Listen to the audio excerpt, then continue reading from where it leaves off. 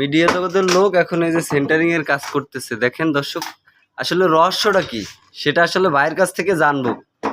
যে ভাই এখন সে মিডিয়া জগৎ ছেড়ে, তার ফেসটা হয়তো অনেকেই চিনবেন। ভাই ভাই হ্যালো হ্যালো ভাই। জি ভাই। ভাই ভালো আছেন? জি আলহামদুলিল্লাহ, আপনি ভালো আছেন?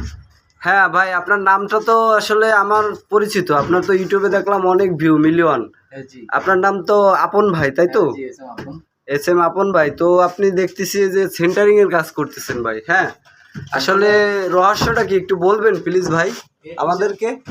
এর পিছনে রহস্য হলো আমার 15 দিন পর একটা নাটক আসতেছে। নাটকটাতে এটা রিয়েলিটি একটা নাটক আর কি, যেটাতে আমার ক্যারেক্টার থাকবে। আমি একজন সাধারণ মানুষ। হ্যাঁ ভাই, অনেক জায়গাতে ইন্টারভিউ দেওয়ার পরে কাজকর্ম কোথাও হয় না, তখন আমি বাধ্য হয়ে ফ্যামিলি বেছে নিই।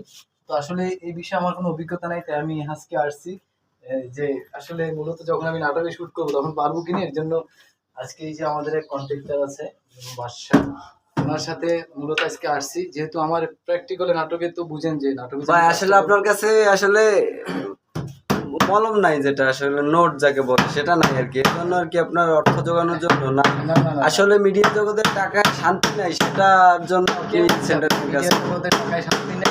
মানুষ এখন মিডিয়া এগুলো তো হারাম, হালাল চোখে তো দেখে না। আপনি এখানে পরিশ্রম দিয়ে আপনি ইনকাম করতেছেন না, এখানে যে হারাম এটা কি হচ্ছে? আপনি পরিশ্রম দিয়ে তো টাকা ইনকাম করতেছেন, হ্যাঁ। এখানে তো আপনি পরিশ্রম যদি না দেন তাহলে তার এই যে মিডিয়া থেকে যে টাকা আসবে এটা তো আর কেউ দিবে না, দিবে না। তো এই কারণে যে আমার সামনে একটা নাটক আসতেছে, আপনাদের নাটকের নামটা একটু বলবেন আমার দর্শকদের জন্য? নাটকের নামটা আমি এখন ফ্ল্যাশ করতে চাচ্ছি না।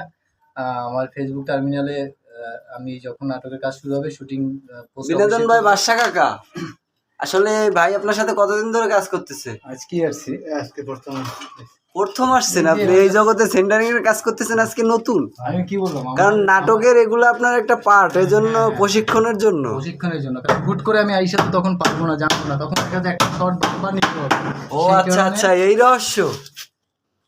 উনি নাটকের একটি পার্ট করার জন্য এই আজকে এই ট্রেনিং। এখানে আপনারা তো জানেন। তো ঠিক আছে।